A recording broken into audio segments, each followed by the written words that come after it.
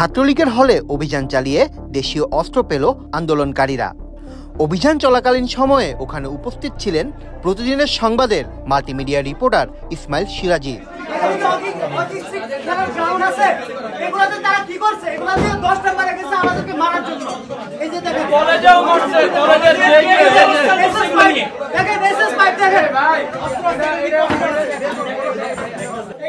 আমরা এই মুহূর্তে রয়েছি মিরপুরের ইউনানি আয়ুর্বেদিক মেডিকেলে। আমরা সেই মেডিকেলের আবুল কাশেম হলে আমরা রয়েছি।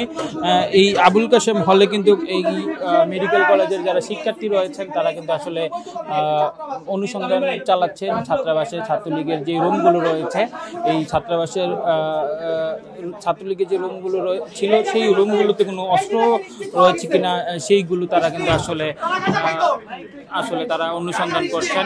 তারা আসলে বিভিন্ন কিছু কিন্তু এই রুমগুলোতে খুঁজে পাচ্ছেন। আমরা দেখেছি এখানে দেশীয় অস্ত্র এবং হকি স্টিক, স্টাম্প সহ বিভিন্ন কিছু কিন্তু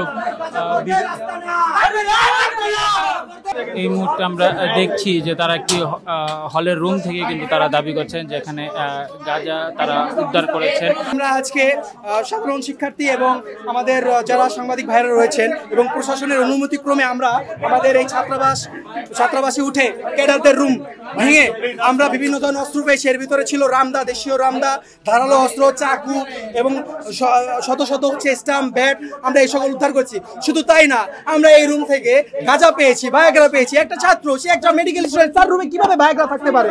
সে একজন অবিবাহিত, তার রুমে কিভাবে গাঁজা থাকতে পারে? আমরা দেখেছি সামনের যে পিপি রুম ছিল সেই রুমে সে একা একটা রুম দখল করে এসি বসিয়ে একটা রাজখানা বানিয়ে তারা এখানে মদ, জুয়ার, নারীবাজি এগুলো করতো, যা আপনারা ইতিমধ্যে দেখেছেন। তো আমরা এর সুষ্ঠু বিচার চাই এবং সকল ক্যাম্পাস থেকে এই ধরনের কুলাঙ্গারদেরকে বিতাড়িত করার জন্য সকল ছাত্র সমাজকে আমি আহ্বান করছি।